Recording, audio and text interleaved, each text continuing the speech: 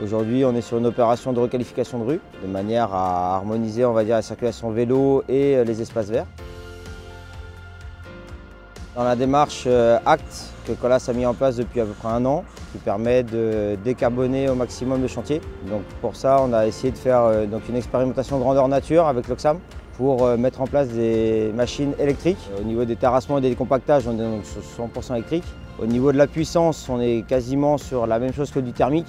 Alors sur ce chantier, on a déployé à la fois des matériels de terrassement de type mini-pelle électrique, chargeuse électrique, mais également du plus petit matériel, pilonneuse électrique, plates vibrantes, découpeuse à matériaux. Mais surtout, on a également déployé la solution de recharge pour permettre finalement d'alimenter ces matériels au moyen d'un pack batterie, premièrement, qui lui-même est alimenté par un groupe électro-hydrogène. Le matériel électrique permet d'avoir un silence autour du poste de travail et du coup, on a aussi le confort de travail au niveau des compagnons.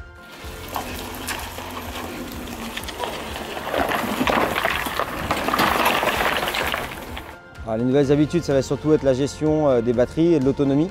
À partir du moment où ça crée de nouvelles habitudes, on s'y adapte et on arrive à travailler comme avec des matériels thermiques. La démarche Shots Green, c'est finalement avant tout une démarche globale, une démarche d'accompagnement de nos clients en amont du chantier, sur la préparation, l'identification des matériels, l'identification des moyens pour recharger ces matériels, mais également tout l'aspect de formation des utilisateurs à la prise en main de ces nouvelles technologies. C'est également un accompagnement pendant le chantier, avec le service et l'appui aux équipes pour répondre à toutes les questions qu'ils pourraient avoir, l'approvisionnement en énergie et finalement tous les sujets qui pourraient survenir tout au long des opérations.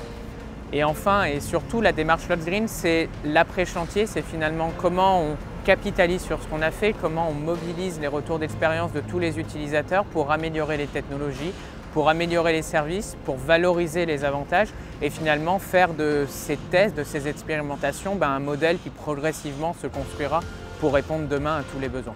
Ça fait 1 mois qu'on a donc amené tout le matériel, plus l'alimentation de la base vie en hydrogène. Il y a des engins type plaque et pilonneuse qu'on va essayer de garder parce qu'aujourd'hui le confort sonore quand la machine ne fonctionne pas, c'est un bien pour les compagnons. C'est finalement de pouvoir tester ces nouvelles technologies, prendre un temps d'avance, innover, voir ce qui marche, ce qui ne marche pas. Et j'insiste bien sur aussi ce qui ne marche pas, puisqu'il faut qu'on puisse progresser aussi autour de ces chantiers. Et donc c'est pourquoi on est très fiers de pouvoir travailler avec des entreprises comme Colas pour finalement répondre à tous ces enjeux et progressivement arriver à quelque chose d'abouti et qui sera facile d'utilisation et parfaitement en réponse aux besoins opérationnels. L'objectif était de partir sur un chantier bas carbone.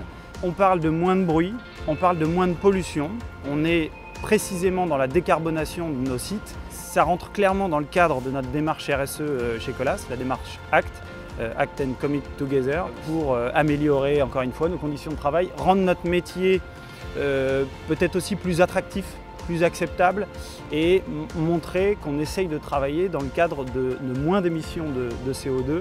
On essaye de mettre ça de plus en plus en avant pour rendre les chantiers, on va dire, plus au goût du jour.